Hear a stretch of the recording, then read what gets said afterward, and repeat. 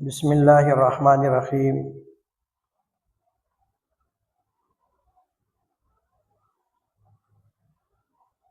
ہمیشہ یاد رکھیں کہ توبہ کے لیے 4 باتوں کا ہونا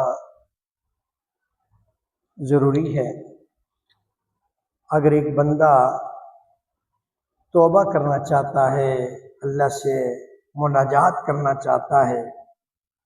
اور اللہ رب العزت کو راضی کرنا چاہتا ہے تو وہ پہلا کام یہ کرے کہ جو گناہ ہو چکے ہیں ان پر دل سے نادم اور شرمندہ ہو۔ پہلا گناہ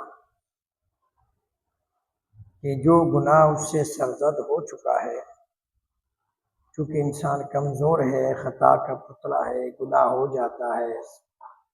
تو اگر اس سے گناہ ہو گیا ہے تو سب سے پہلے معافی کا پہلا دروازہ، پہلی سیڑھی یہ ہے کہ جو نافرمانی اس سے ہوئی ہے اس پر وہ نادم اور شرمندہ ہو جائے اور آئندہ نہ گناہ کرنے کا پختہ ارادہ کرے کہ آج کے بعد میں گناہ کے نافرمانی کے قریب نہیں جاؤں گا۔ اگر وہ توبۃ النصوح اختیار کرنا چاہتا ہے تو اس کے لیے یہ 4 کام لازمی ہے، اور دوسرا کام یہ کرے کہ وہ اپنے دل کو حسد، کینے سے، بغض سے صاف رکھے۔ دل کا صاف رکھنا ایمان کے لیے انتہائی ضروری ہے، اللہ کی رحمت کے لینے کے لیے انتہائی ضروری ہے کہ ادھر سے ہم اللہ تبارک و تعالی سے بخشش کے طالب ہیں،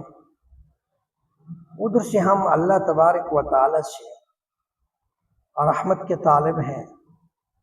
اور ادھر دوسری طرف اللہ رب العزت نے جو جگہ رکھی ہے ایمان کے لیے وہ دل ہے، اور دل کو گندا کر کے بیٹھے ہوئے، دل کے اندر حسد، دل کے اندر کینہ، دل کے اندر بغض سے بھرا ہوا ہے۔